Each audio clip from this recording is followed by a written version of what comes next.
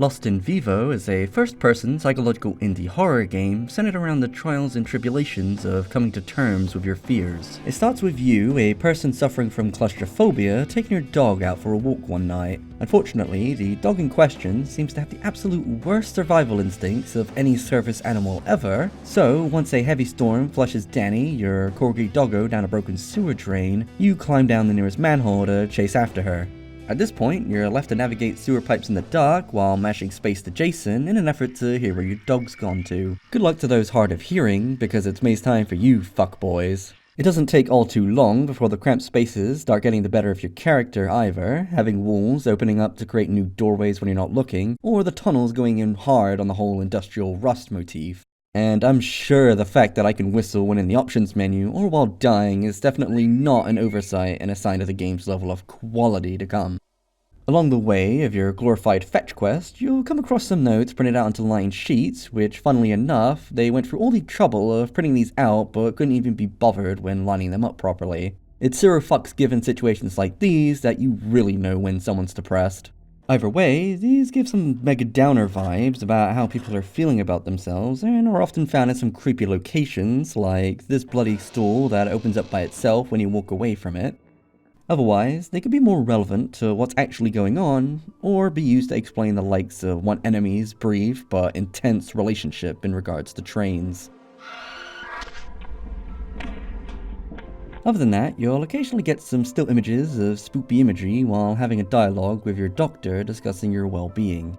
The story is otherwise a bit abstract or not really all that present in the first place, having sections where you abruptly transition from one area to another without really giving any clear explanation of why or how. It ends up feeling a bit rushed or disjointed, much like the game itself in some sections, as you hallucinate weirder circumstances thanks to wandering around cramped sewers, deserted train stations, conveniently placed mine tunnels, and ethically challenged laboratories. The music is fairly good, rather heavily drawing inspiration from older horror game classics, most noticeably the Silent Hill series. It knows to be absent and quiet when it needs to be, then including ambient noise to some of its more atmospheric tracks to give a sense of unease and dread. It's used especially well when you're crawling around cramped pipes, as you're left checking behind you constantly, uncertain whether or not what you heard was just the soundtrack, or actually something that's ready to come clap your booty buns. This, tied with the tight spaces and inability to easily leg it from any nasties crawling after you, really helps to heighten the tension and sell the sense of claustrophobia. The soundtrack does a good job at building up the tension, which is all well and good until it's promptly squashed when you encounter some of the more random enemies. The likes of which has me wondering what Akira was smoking when he decided living trains would be a good idea to include in his horror game. Here I was, down in some tunnel when the loud howl of a train was doing me a frighten as it came barreling towards me. Only the sense of fear that I felt was immediately replaced with a burst of laughter for a solid minute as I realized just how goofy looking these things are. These things also like to sound their horn constantly and are way too loud, so rip what's left of my hearing, and their fear factor is further deflated as you realize they're easily defeated by a 1-foot incline and a bit of peppering with your ranged weapon of choice. Enemy design as a whole is pretty hit or miss, with some others being pretty difficult to take seriously no matter how hard I tried. Like the giant half-body mannequin chasing me around while I try to lure it into some zany Scooby-Doo style traps. Then you have giant cockroaches with humanoid heads stuck to them and Randy J. Bats introduced during New Game Plus. And that's to say nothing of the boys pretending to be your dog, Danny. Now you may be wondering just what gives these mimics away. Well, my dog doesn't have that kind of animation budget for one thing. Plus, the fact that they go zooming backwards through walls whenever you put one down is also a bit of a giveaway. In fairness, I did like the weird hybrid rat-human abominations they've got running around in some abandoned labs, since it was somewhat creative, so take that for what it's worth. I did not, however, appreciate the habit that giant leeches make of camping around corners. Since your field of view is set really low by default and recommended to stay that way in order to help heighten the sense of claustrophobia, you're essentially looking at the world through a keyhole. So more often than not, you'll turn a corner without noticing these little fuckers as they start nibbling at your toes, since they're so small they're out of your line of sight. Or in some cases, they'll forgo this entirely to just phase through walls in order to hit you instead. Now, this was fine when the spooky ghost lady is chasing after you, since it's accompanied by a creepy noise to signal she's coming and works rather well at being unnerving. That's her whole thing, and it makes sense. This, however, has no fanfare and happens so consistently that I'm left questioning whether or not it's a bug or if it's working as intended. It happens pretty much every playthrough, so there's no way it would have gone unnoticed during playtesting, so either it comes across as being very cheap at the least, if not straight up broken otherwise. But hey, at least they have the restraint not to resort to jump scares. Okay, most of the time. When it comes to your choice of weapons for dispatching the enemies with haste, it's a little limited. Take your pick between a busted pistol, a shotgun that seems to load up on rock salt shells, and a knife that inexplicably has the same reach as a sledgehammer, except it attacks way faster. The weapons are powerful enough to get the job done, and they're handed out fairly quickly, so you're never without a means to defend yourself. Ammunition isn't exactly scarce, so as long as you're not wasting it on enemies that you don't need to kill while going back and forth looking for where to go, you should be fine. I do wonder why the decision not to include hand models was made though, since they kinda just float there like it's some kind of VR game or something. Initially, I figured it was to keep the player characters gender ambiguous for the sake of self-insertion, but whenever you cough or vomit, there's a distinctly male voice. So, hands are hard, I guess? Well, not really a big deal, it was still a small detail that irked me a little bit and just took me out of the experience from what a strange choice to make. Anyway, the combat itself is borderline competent, mostly composing of mashing M1 until enemies stop existing.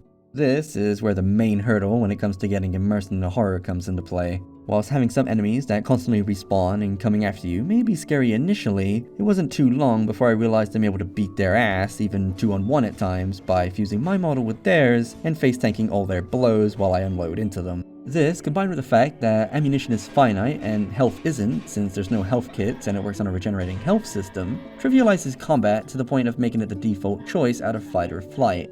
So take out your sledgehammer to lay into any monsters you come across, and then hide in the corner to cry for a bit until you wipe the jam from your eyes. This ultimately killed the tension for me, since I can now effectively 1v1 anyone in the game, except for the one enemy that will one-shot you if you so much as brush up against them. So that managed to scare me back into being a cautious little bitch, although it only lasted for the one section that Satiris is featured in, so all of 5 minutes, before I was back to curb stomping cockroaches and broken mirrors. What puzzles are present are fairly basic, most of which being some variety of door opening, whether it's a fetch quest for certain items like keys and pick locks, flipping switches to fiddle with the power like a discount handyman, or twisting knobs through simple trial and error.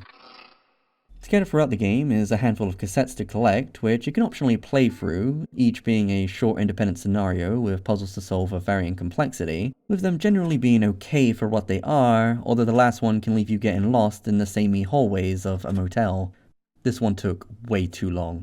I do appreciate the instances where it ventured outside the norm in regards to these puzzles, like cranking a doll's head giving you a monster headache, or dragging a whole body around with you to make use of their eyes to fool a retinal scanner. And while the cheeky prank pulled by Satiris psyched me out with the fake Unity error messages that it flooded on screen, it was only out of concern at how jank the game feels rather than proper immersion, so mission accomplished, I guess? Besides the main campaign, which takes all of about 3 hours to complete, then a couple more if you're aiming to achieve all the other endings and try out New Game Plus, there's 2 other secret modes to discover.